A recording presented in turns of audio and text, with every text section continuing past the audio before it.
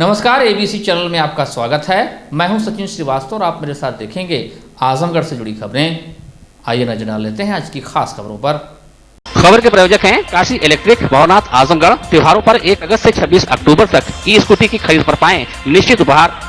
Sarvodaya polytechnic college and Sarvodaya college of pharmacy near RTO office, Harbanspur, Azamgarh. Admission open. Gomti Gramin Nidhi bank 6वीं वर्षगांठ पर आपका हार्दिक स्वागत करता है।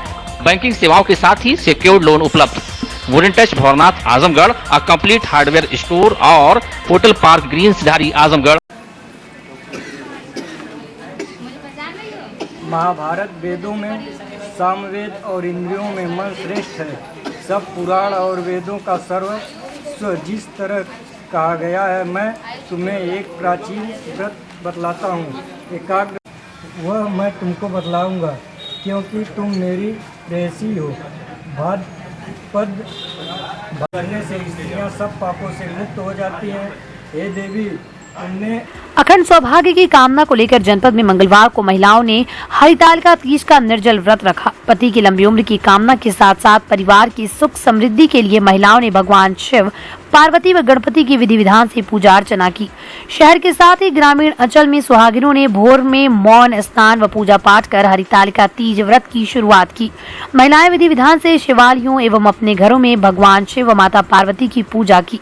हरितालिका तीज व्रत की कथा सुनी। पंचांग के अनुसार भाद्रपद शुक्ल पक्ष तृतीया को सुहागिने पति की लंबी उम्र की कामना व अखंड सौभाग्य के लिए तथा अविवाहित युवतियां मनवांछित वर पाने के कामना के लिए निर्जला उपवास रहती हैं। अति कठोर हरितालिका तीज के इस व्रत में वृद्धि भगवान गणेश, शंकर, माता पार्वती की पूजा अर्चना कर कथा का श्रवण करती हैं। ऐसी मान्यता है कि सर्वप्रथम हिमालय राज की पुत्री माता पार्वती ने भगवान भोले शंकर को पति के रूप में पाने के लिए भाद्रपद शुक्ल पक्ष तृतीया को निर्जला उपवास रख भगवान शिव को डलिया चढ़ाकर विशेष पूजा अर्चना की थी। तब से सुहागिनें अखंड सुहाग के लिए निर्जला उपवास रहकर तीज व्रत किया करती हैं। व्रत को लेकर बाजार, शिव मंदिरों, घरों में भक्ति की बयार देखने को मिली। ये तीज का त्योहार है। आज हम लोग निर्जल व्रत रखते हैं। इसके लिए व्रत रखा जाता है, क्या-क्या करा जाता है? ये फल फ्रूट, श्रृंगार का सामान और ये सब चढ़ाया जाता है। और ये पति के लिए व्रत होता है। शिव जी के लिए रखा था पार्वती जी ने, उन्हीं को ध्यान में रखते हुए हम लोग ये व्रत के लंबी आयु के लिए रहते हैं। और इसमें दिन भर भूखे प्यासे रहना रहता है। दूसरे दिन हमको जल ग्रहण करना रहता है। शंकर और पार्वती की पूजा की जाती है। इसमें बेलपत्र है, फूल है, मीठा है, तरह तरह के नैवेद्य हैं और सुहाग का जितना श्रृंगार का सामान होता है और जल है। जल में जो मतलब रोरी है, अक्षत है और जो शंकर भगवान को पसंद है वो सारी चीज़ें मिला करके जल अर्पित किया जाता है। बहुत पौराणिक और बहुत पुराना, जब पार्वती जी, माता पार्वती जी ने शंकर जी को के प्राप्ति के लिए और कुंवारेपन से ही इस व्रत को रखा और अंत में शंकर जी की प्राप्ति हुई, विवाह हुआ, तो उसी लिए ये हरितालिका तीज व्रत भाद्र पक्ष में, शुक्ल पक्ष में आज तृतीया के दिन मनाया जाता है। आज पूजन का समय 2 से 2:30 के बीच में ही था, लेकिन अन्य कार्य, कथा और पारण, ये सारी चीज़ें उसके बाद भी की जा सकती है इसमें। और ये कुंवारी लड़कियां भी इसको रख सकती हैं। ये दोनों पक्ष के लिए है और ब्याहता तो रखती ही हैं अपने वर के लिए। कारगिल शहीद राम समुज यादव की स्मृति में उनके गांव नत्थुपुर अनजान शहीद स्थित शहीद पार्क में मंगलवार को उनकी याद में शहीद मेले का आयोजन किया गया। नमाकों से लोगों ने अमर कारगिल शहीद को अपने अपने श्रद्धा सुमन अर्पित किए। शहीद मेले के मुख्य अतिथि कारगिल योद्धा वीरनायक दीपचंद जी रहे। शहीद मेले में आसपास के जनपद के 25 शहीदों के परिजनों को सम्मानित किया गया। वहीं मेले के दौरान विविध देशभक्ति सांस्कृतिक कार्यक्रमों का भी आयोजन किया गया।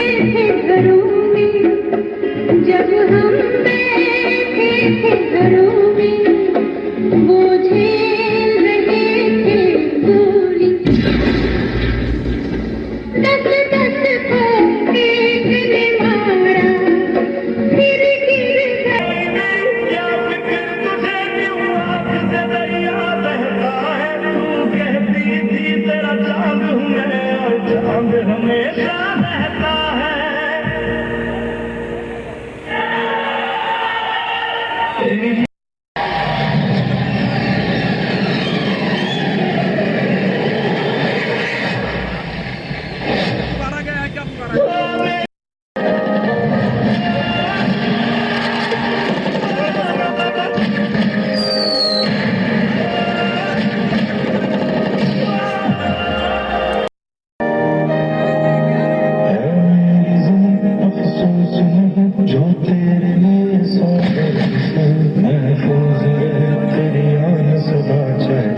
इस दौरान शहीद मेले में मुख्य अतिथि वीर नायक दीपचंद्र, जो कारगिल युद्ध के दौरान अपना एक हाथ व दोनों पैर गंवा चुके थे, वो पहुंचे। उन्होंने शहीद मेले में उपस्थित लोगों को कारगिल युद्ध के दौरान साहस, वीरता और देशभक्ति की गाथा से लोगों को रूबरू कराकर उत्साहित किया। इस दौरान वीर नायक दीपचंद्र ने कहा कि इस तरह के कार्यक्रम हमेशा आयोजित होने चाहिए, क्योंकि जो सैनिक शहीद हुआ वो मां भारती के लिए शहीद हुआ।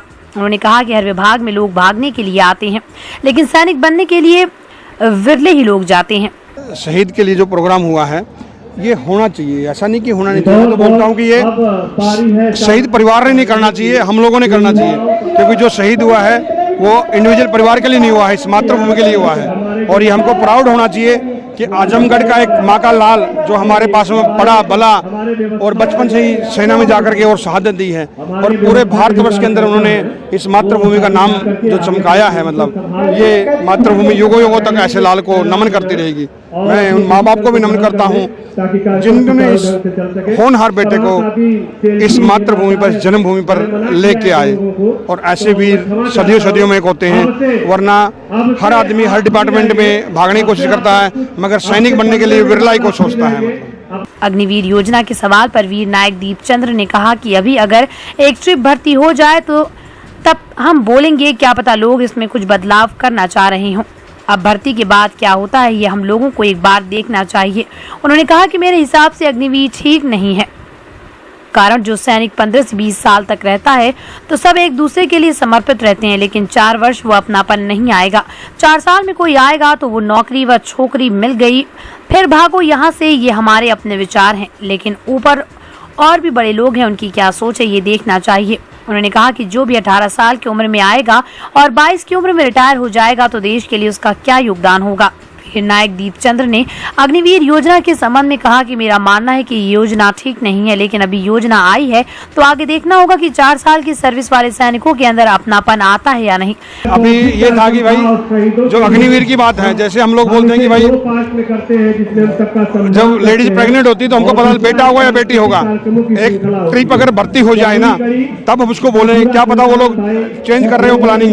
अभी उन्होंने घोषणा किया है, अभी तक इसमें भर्ती नहीं हुआ ना कोई भी, तो आने के बाद में क्या डिसीजन होगा वो एक बार देखना चाहिए हम लोगों को। मेरे खुद के हिसाब से ठीक नहीं है। क्यों ठीक नहीं? क्योंकि मैंने जो सैनिक 15 साल 20 साल रहता है, हम एक दूसरा सैनिक को समर्पित रहते हैं। 4 साल में वो अपनापन नहीं आएगा। 4 साल में बंदा आएगा वो सिर्फ ये सोचेगा कि मैंने 4 साल बिताने हैं, मुझे बस नौकरी मिल गई और छोकरी मिल जाए और भागो, मतलब फिर मेरा वो है, मेरा खुद का व्यू है ये।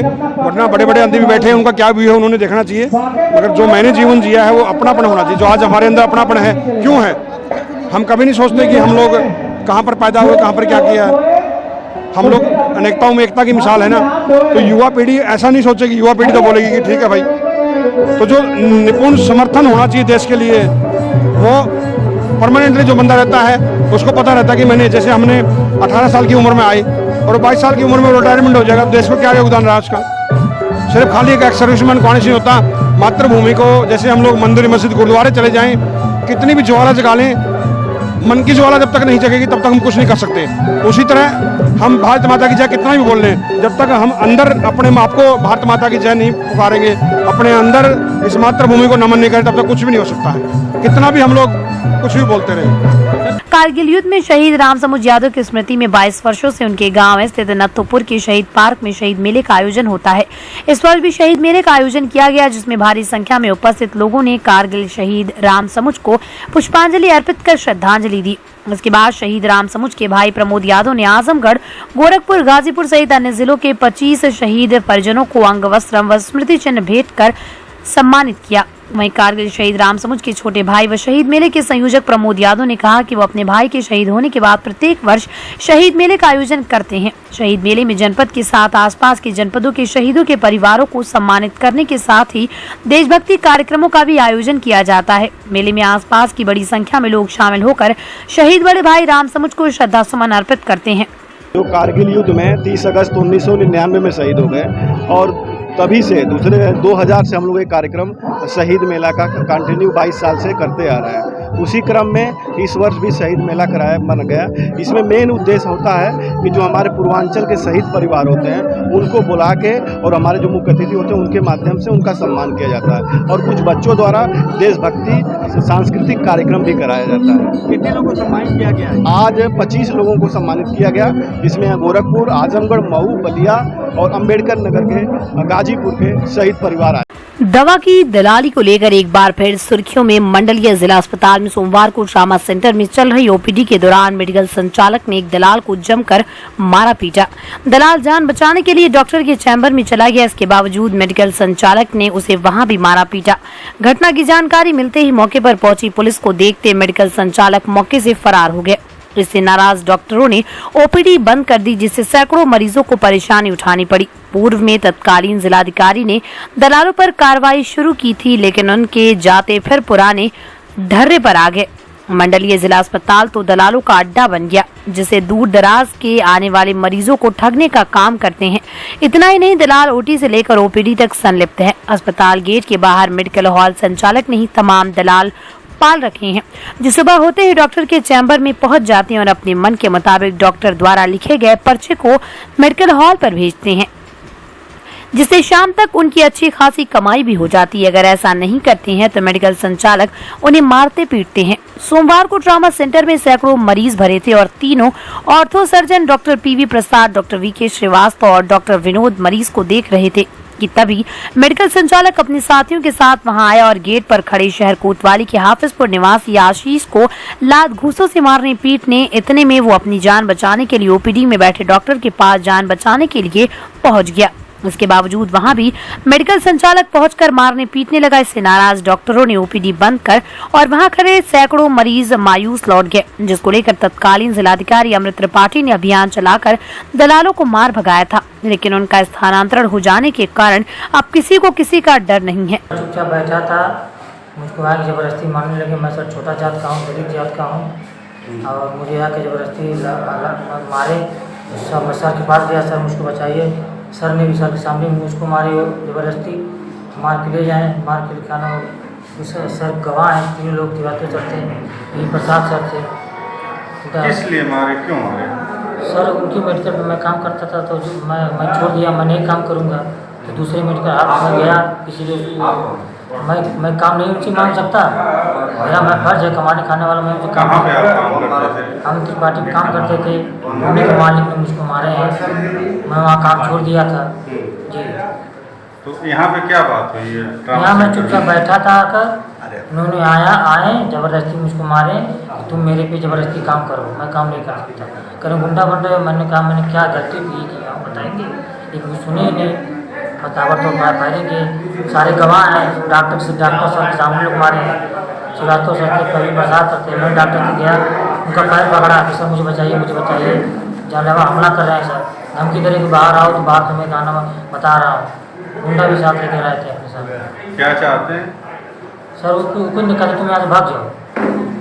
नहीं, आप क्या चाहते हैं? हम सर कार्रवाई चाहते हैं कि हम एक छोटे जात के हैं, जैसे तो मारेंगे कुछ जाति होकर ये हमको मारेंगे। सभी लोग हैं, हम कुछ काम नहीं, हमको नहीं जीने खाने का है। जिलाधिकारी विशाल भारद्वाज की अध्यक्षता में मंगलवार को कलेक्ट्रेट सभागार में जिला स्तरीय उद्योग बंधु स्वरोजगार बंधु एकल मेज व्यवस्था औद्योगिक एवं व्यापारिक सुरक्षा फोरम की बैठक संपन्न हुई। जिलाधिकारी ने बैठक में पीडब्ल्यूडी, नगर पालिका, विद्युत विभाग के अधिकारियों को निर्देशित किया कि उद्यमियों द्वारा दिए गए प्रस्ताव सुझाव को प्राथमिकता के आधार पर निस्तारण कराएं। उन्होंने उपायुक्त उद्योग को निर्देश दिए कि जनपद में ओडीओपी के अतिरिक्त उद्योग के बढ़ावा हेतु उद्यमियों के साथ परिचर्चा करते हुए प्रस्ताव उपलब्ध कराएं, ताकि जनपद में अधिक से अधिक उद्योग के रास्ते प्रशस्त हों। बैठक में उद्यमियों द्वारा चौक से लेकर पहाड़पुर तक सड़क को ठीक कराने हेतु प्रस्ताव दिया गया, जिस पर जिलाधिकारी ने पीडब्ल्यूडी के अधिकारी जिलाधिकारी को निर्देशित किया कि यथाशीघ्र इसकी मरम्मत कराएं। उन्होंने एलडीएम को निर्देशित किया कि विभिन्न योजनाओं में प्राप्त ऋण आवेदनों को स्वीकृत प्रदान कर उन्हें अधिक से अधिक लाभ दिलाएं। उपायुक्त उद्योग एस रावत द्वारा बैठक की एजेंडा बिंदुवार विभिन्न योजनाओं के संबंध में विस्तार से बताया गया। इस अवसर पर एसपी सिटी जिला विकास अधिकारी संजय कुमार सिंह, पीओ डूडा, अरविंद कुमार पांडे, जिला उद्यान अधिकारी हरिशंकर राम, अग्निशमन अधिकारी, जिला खादी ग्राम उद्योग अधिकारी पवन श्रीवास्तव सहित उद्यमी उपस्थित रहे। सहारा इंडिया के अभिकर्ताओं ने मंगलवार के दिन जिलाधिकारी को प्रार्थना पत्र देकर निवेशकों की धनराशि भुगतान कराए जाने की मांग की। अभिकर्ताओं का कहना है कि हमारे द्वारा अपने क्षेत्र में लोगों का पैसा सहारा इंडिया में निवेश कराया गया। विगत 2-3 वर्षों से सहारा इंडिया द्वारा सम्मानित निवेशकों की परिपक्व धनराशि का भुगतान नहीं किया जा रहा है। शाखा कार्यालय पर हम लोगों को स्थानीय कर्मचारियों द्वारा बार बार कहा जाता है कि संस्था द्वारा पैसा जब आएगा तब आप सभी का भुगतान किया जाएगा। ऐसी दशा में हम सभी अभिकर्ता मानसिक रूप से बहुत पीड़ित हैं। निवेशकों का भुगतान न होने की स्थिति में आज हम सभी अभिकर्तागणों को निवेशकों द्वारा तरह तरह की मानसिक प्रताड़ना एवं धमकी दी जा रही है, जबकि सच्चाई यह है कि हमारे द्वारा निवेश के लिए जो धन लिया गया वो कंपनी में जमा करा दिया गया, जिसमें कई निवेशकों की मैच्योरिटी हो चुकी है। बावजूद इसके सहारा इंडिया कंपनी निवेशकों का पैसा नहीं लौटा रही है, जिससे हमें काफी कठिनाइयों का सामना करना पड़ रहा है। और अभिकर्ताओं ने जिलाधिकारी को प्रार्थना पत्र देकर गरीब निवेशकों की गाड़ी कमाई का भुगतान आगामी त्योहार को देखते हुए कराने की मांग की। जो पिछले 2-3 वर्षों से भुगतान संबंधी समस्याओं को लेकर परेशान है और उनके फोन आए दिन हम लोगों के यहाँ आते रहते हैं। कंपनी द्वारा यह आश्वासन दिया गया कि 2 महीने में हो जाएगा, 3 महीने में हो जाएगा, लेकिन इस तरह के आश्वासन की अवधि बढ़ती ही जा रही है और भुगतान नहीं हो रहा है। ऐसी स्थिति में हम लोगों का एक तो आय का जो साधन था वो ख़त्म हो गया है, दूसरे हम लोग मानसिक समस्याओं से जूझ रहे हैं कि किसी को जवाब देते बन नहीं रहा है। इसलिए हम लोग जिलाधिकारी महोदय के यहाँ आए थे, अपनी बातें बताए हैं। जिलाधिकारी महोदय ने ये कहा है कि यह हमारे अधिकार क्षेत्र के बाहर की चीज़ है, इसलिए आप इसके लिए संबंधित न्यायालय में या फिर जो है उपभोक्ता फोरम में इस बात को रखिए। अब कंपनी से हम यही निवेदन करते हैं कि जल्द से जल्द इस विषय पे सुनवाई करे और हमारा भुगतान करने की कृपा करें, ताकि हम लोग परेशान न हो। जिलाधिकारी विशाल भारद्वाज की अध्यक्षता में मंगलवार को कलेक्ट्रेट सभागार में खाद्य सुरक्षा एवं औषधि प्रशासन विभाग की समीक्षा बैठक संपन्न हुई।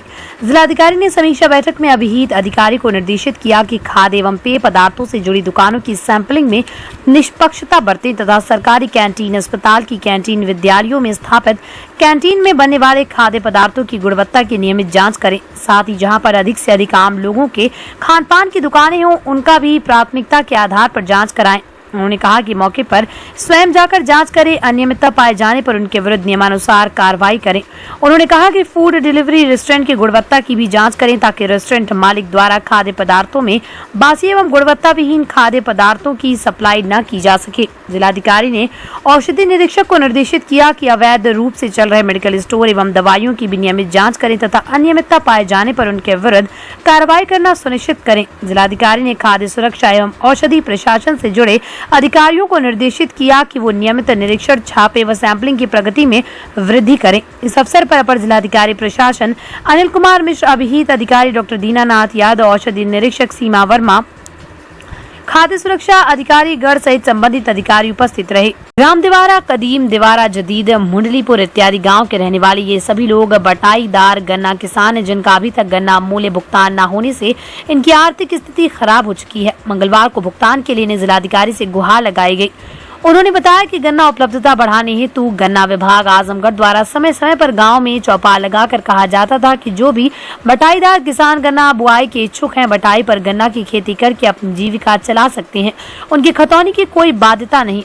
गन्ना विभाग के प्रोत्साहन पर तमाम बटाईदार किसान गन्ना की बुआई करने लगे एवं गन्ना विभाग आजमगढ़ द्वारा बटाईदार गन्ना किसानों के गन्ने का सर्वे उनके नाम से किया गया एवं सर्वे के आधार पर कृषक कोड एवं सप्लाई टिकट जारी कर गन्ना खरीद की गई। उनके बैंक पासबुक की छायाप्रति लेकर उनके बैंक खाते में गन्ना मूल्य भुगतान किया गया। इस प्रकार सर्वे सट्टा गन्ना खरीद एवं गन्ना मूल्य भुगतान अनवरत रूप से चलता रहा, परंतु पेराई सत्र 2019-20 की समाप्ति के उपरांत जिला गन्ना अधिकारी आजमगढ़ द्वारा लगभग 200 बटाईदार गन्ना किसानों का पेराई सत्र 2019-20 का बगैर कोई पूर्व सूचना दिए गन्ना भुगतान रोक कर खतौनी की मांग की जाने लगी। भुगतान रोक दिया गया। यह है कि पहले जो है गन्ना विभाग द्वारा यह कहा जाता था कि कोई भी किसान जो है बटाई पर खेत लेकर गन्ना की खेती उत्पन्न कर सकता है, गन्ना की खेती वो कर और चीनी मिल को सप्लाई कर सकता है। तमाम बटाईदार जो है बटाई पर खेत लेकर गन्ना बोए, चीनी गन्ना विभाग द्वारा जो है उसका सर्वे सट्टा किया गया उन्हीं बटाईदारों के नाम से और उन्हीं के नाम से सब कोड बना के सप्लाई टिकट जारी किया गया। इसी प्रकार कार्ड जैसे चीनी मिल द्वारा सप्लाई टिकट जारी किया जाता था, उसकी खरीद की जाती थी, किसानों द्वारा बटाईदार किसानों द्वारा गन्ना जो है सप्लाई की जाती थी, उसका भुगतान किया जाता था, बटाईदार किसानों के बैंक अकाउंट में किया जाता था। इसी प्रकार से प्रकरण चलता रहा। वो 2019-20 में जो है जिला गन्ना अधिकारी यह कहते हुए कि अब हम बटाईदार जैसे चीनी मिल के जो समापन हो जाने के बाद, जैसे सत्र खत्म हो जाने के बाद वो कहे कि अब हम जो है बटाईदार किसानों का भुगतान नहीं करेंगे। हमने कहा भाई क्यों नहीं करेंगे? तो कहे कि आपके पास खतियौनी नहीं है। तो हम कहे कि जब खतियौनी आप कोड बनाए तभी तो आपको पता करना चाहिए था, खतियौनी की मांग तो तभी करना चाहिए था। तब हमारे पास खतियौनी तो तब भी नहीं थी, तो आप अब तक गन्ना कैसे पेरे? जब हमारे पास खतियौनी नहीं थी तो पहले कह देना चाहिए था कि भाई आपके पास खतियौनी नहीं है, आपकी गन्ना नहीं पेरेंगे। तो जब हमारी गन्ना ले लिए तब हमसे खतियौनी की मांग कर रहे हैं। गन्ना लेने के पहले कहना चाहिए था कि आपकी क्या चाहते हैं और भाई हमारा भुगतान होना चाहिए, हमारा जो गन्ना लिए हैं उसका भुगतान। काशी गोमती ग्रामीण निधि लिमिटेड की नई सौगात। Kashi electric Shri Gandhi Gurukul inter college Bhawarnath के सामने इलेक्ट्रिक स्कूटी का भव्य शोरूम। पेट्रोल का खर्चा जाइए भूल, तय करिए कम बजट में पोल्यूशन फ्री लंबा सफर। देश में इलेक्ट्रिक स्कूटी की सबसे अनुभवी कंपनी हरियाणा की विनिंग फ्यूल्स मोबिलिटी की स्कूटी में मिलेगा आपको लो speed, high speed scooty, super comfort, sustainable seat के साथ अच्छी लाइटिंग फीचर्स। सुनहरा अवसर खरीदें ई स्कूटी और पाएं निश्चित उपहार। ई स्कूटी की अपार सफलता के बाद जल्द आ रहा है electric bike. Wooden Touch Bhawarnath Azamgarh, a complete hardware store. हमारे यहाँ branded plywood, flush door, designer door, PVC door, formica, fancy hardware, kitchen की चिमनी एवं मॉड्यूलर किचन की एक्सक्लूसिव रेंज उपलब्ध। अपने आशियाने में लगाइए चार चांद, पहुंचिए Wooden Touch Bhawarnath Azamgarh. Hotel Park Green hydel चौराहा सिधारी आजमगढ़। स्वच्छ और आरामदायक AC and non AC rooms, 24 hour room service, north Indian, south Indian, Chinese, Italian, veg and non veg लजीज और जायकेदार व्यंजन उचित रेट पर उपलब्ध। शादी, विवाह, engagement, marriage anniversary, birthday party के लिए लार्ज बैंक्वेट हॉल, मीटिंग और सेमिनार के लिए कॉन्फ्रेंस हॉल। आपकी खुशियों में लगाए चार चांद। होटल पार्क ग्रीन हाइडल चौराहा Sidhari Azamgarh. Sarvodaya polytechnic college and Sarvodaya college of pharmacy near RTO office, Harbanspur Azamgarh. आपके अपने आजमगढ़ शहर में ही बस स्टैंड से मात्र 800 मीटर की दूरी पर संचालित पाठ्यक्रम polytechnic, civil engineering, electrical engineering, mechanical engineering, computer science, pharmacy, D pharma, B pharma. उपलब्ध विशेष सुविधाएं, प्रशिक्षित अध्यापक, अत्याधुनिक लैब, अत्याधुनिक वर्कशॉप, वाईफाई कैंपस, यातायात सुविधा, हॉस्टल सुविधा, कैंपस सिलेक्शन, बोर्ड द्वारा निर्धारित फीस पर प्रवेश, एडमिशन ओपन, सीटें सीमित, जल्दी करें। जनता के विश्वास और भरोसे के साथ सफलता के 6 वर्ष पूरा होने पर गोमती ग्रामीण निधि बैंक 6वीं वर्षगांठ पर आप सभी का हार्दिक अभिनंदन करता है। आपकी सेवा में सदैव तत्पर आपका अपना गोमती ग्रामीण निधि बैंक। बैंकिंग सेवाओं के साथ अब आपकी सेवा में सिक्योर्ड लोन भी उपलब्ध है।